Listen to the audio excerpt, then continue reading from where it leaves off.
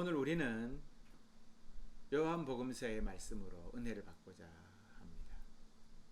복음서는 우리에게 기적과 감사의 그 근원이 하나님이시다라고 말씀하십니다.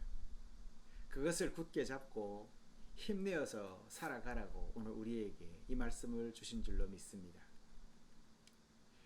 말씀이 우리에게 어떻게 그리 가르치시는지 한번 살펴보고 은혜를 받겠습니다. 우리는 수많은 기적을 설명할 수 없다는 이유로 무시하는 경향이 있는 것 같습니다. 하지만 누군가는 그 기적을 눈으로 보고 또 그것을 내가 보았다 라면서 증언하는 이들이 나타납니다. 또 증언자에 따라서 그 증언의 무게가 다르게 다가오기도 하지요.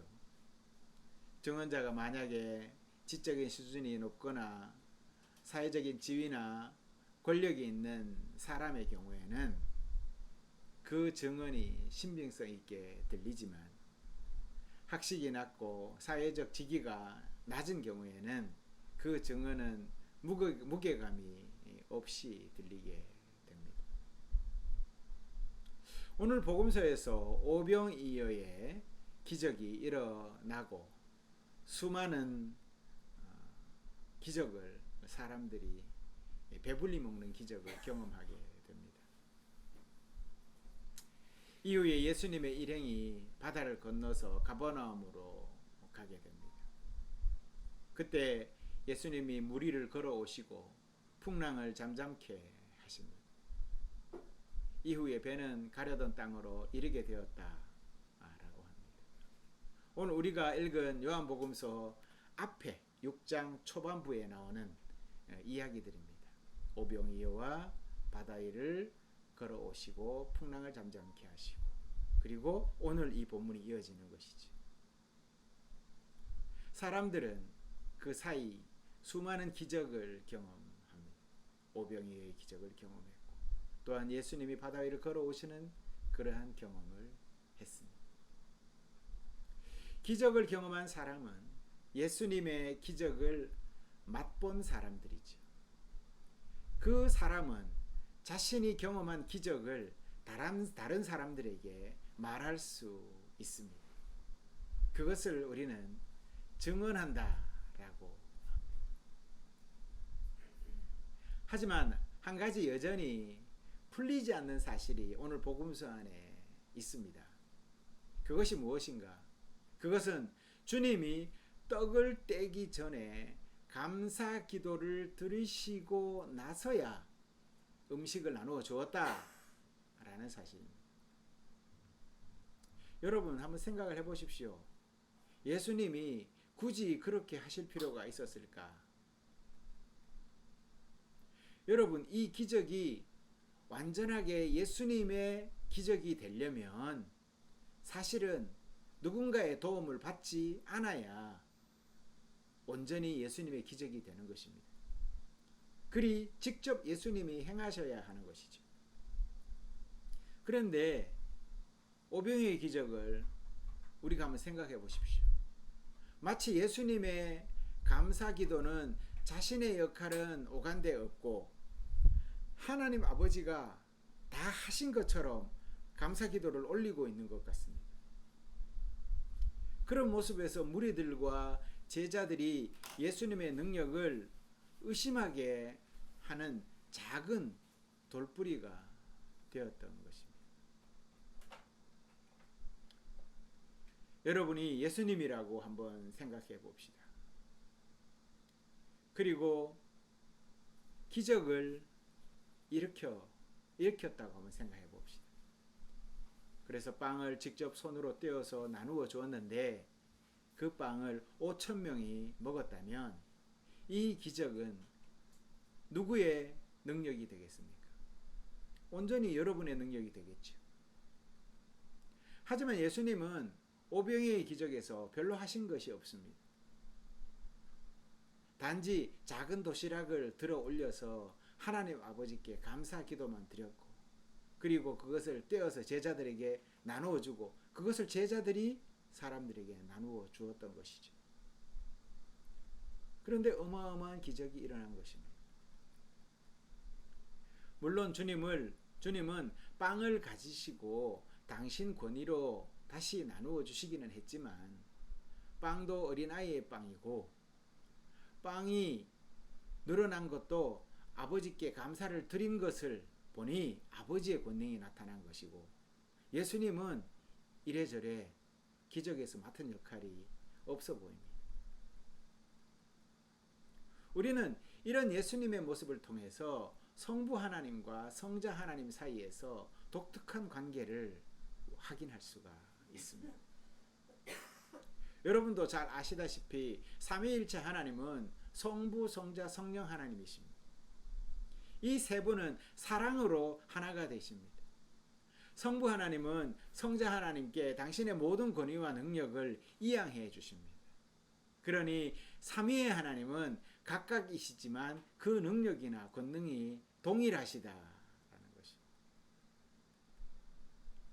그러니 성자 예수님은 성부 하나님의 무한하신 당신 권능을 행사하시면 그것으로 되는 것입니다. 그러니 성자 예수님은 성부 하나님이 가지신 무한한 권능을 행사만 하면 된다라는 것이죠. 그런데 오늘 복음서에서는 감사를 드립니다. 이 말은 예수님은 지금 아버지의 능력을 완전하게 의지하고 계신다라는 것입니다. 인간적으로 보아도 예수님은 스스로 판단하고 결정할 수 있을 만큼 성인이 되셨습니다. 그럼에도 하나님 아버지께 모든 것을 의지하면서 감사로 올려드리고 있습니다.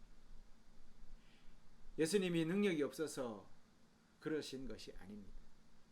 완전한 아버지와의 사랑이 그분 능력을 완전히 의지하게 하신 것이죠. 이 말은 우리 신앙인들도 각자의 삶의 자리에서 성취되고 일어나는 모든 일을 예수님께 올려드리고 또한 감사해야 한다라는 이러한 깨달음의 말씀으로 들려지는 것입니다. 혹여 그것이 내가 원하는 결과가 아니더라도 그 안에 아버지의 깊은 사랑의 뜻이 담겨 있을 것이기에 오래도록 그것을 곱씹고 그분 뜻 따라가야 한다라는 것입니다. 사실 고난이 닥쳐오는데 감사할 사람이 어디에 있겠습니까?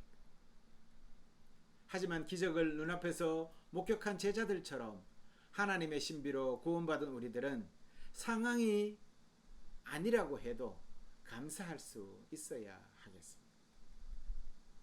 왜냐하면 신앙인의 감사는 그 뿌리가 하나님께로 이어져 있기 때문입니다. 우리가 감사를 드린다라는 말은 이루어진 모든 것을 하나님께 돌려드린다라는 의미가 담겨져 있습니다. 그러니 감사는 신앙인이 설명할 수 없는 신앙인의 행동 중에 설명할 수 없는 행동들이다라고 볼 수가 있겠습니다.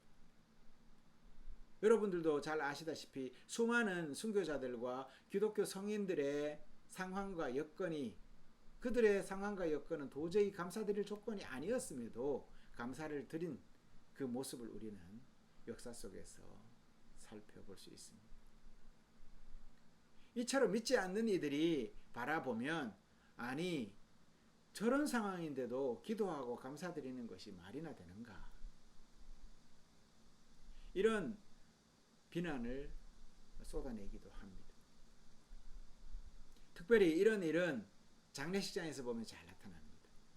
고인과의 이별, 슬픔과 눈물을 흘리지만 소망으로 찬양하면서 고인을 하나님의 품에 돌려보내면서 감사하는 모습은 세상 사람들이 이해하지 못하는 대표적인 그리스도인의 신비이고 특권입니다.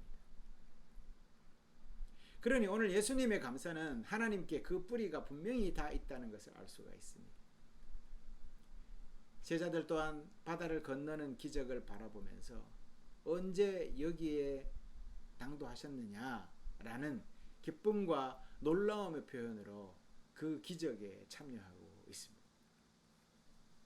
이제 제자들은 이 기적과 감사 앞에 자신들의 태도를 어찌해야 할지를 결정해야 합니다.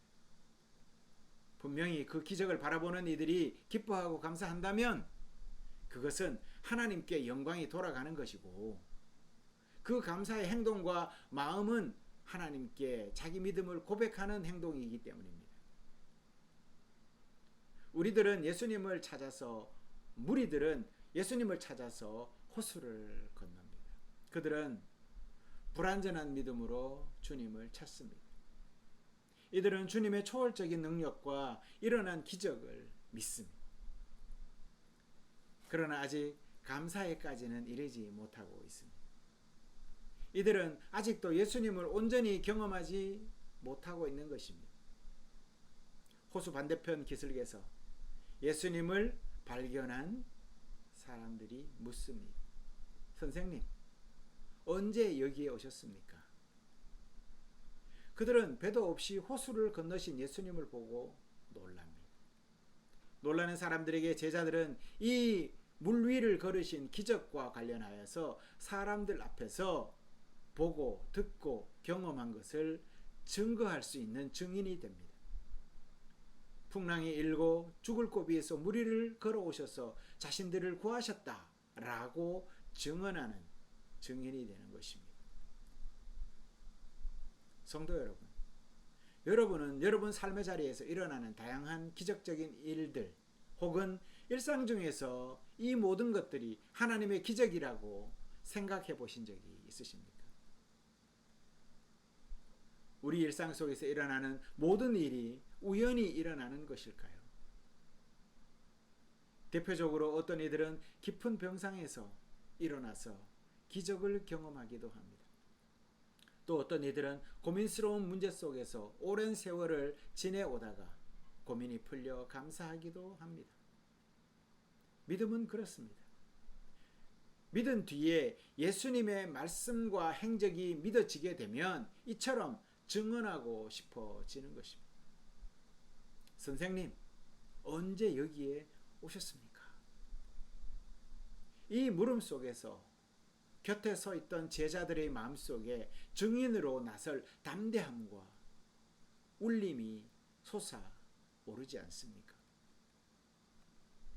예수님은 하나님의 아들이십니다. 그분은 메시아이십니다. 영원한 생명이 그분 안에 있으니 그분을 의지하십시오 라고 여러분 입술로 증언하고 싶지 않습니까? 하지만 제자들은 아직 아닌 것 같습니다. 제자들도 아직은 깊은 영적 수준에까지 이르지 못하고 있습니다. 그 뿌리가 하나님에게까지 닿아있지 못한 것 같습니다. 왜 그렇습니까? 감사하지 않고 있기 때문입니다. 여전히 이들은 지적인 추론과 분석을 통해서 하나님이신 예수님을 이해할 수 있을 것으로 생각하는 것 같습니다. 영의 문제는 지식만으로는 해결되지 않습니다. 깨달음과 믿음이 동반되어야 합니다. 주님의 길은 여전히 저들에게는 불투명해 보입니다.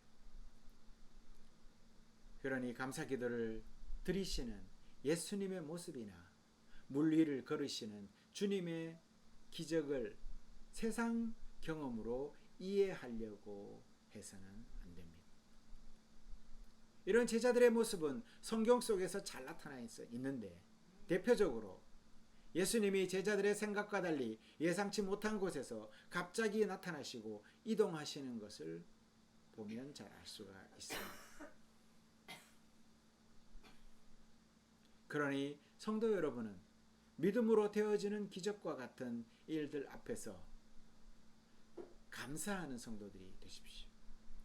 이 감사가 하나님과 맞닿아 있다는 사실을 반드시 기억하고 감사하는 이에게 당신의 무한하신 은총을 부어서 확신과 기쁨으로 가득 차게 하실 것입니다.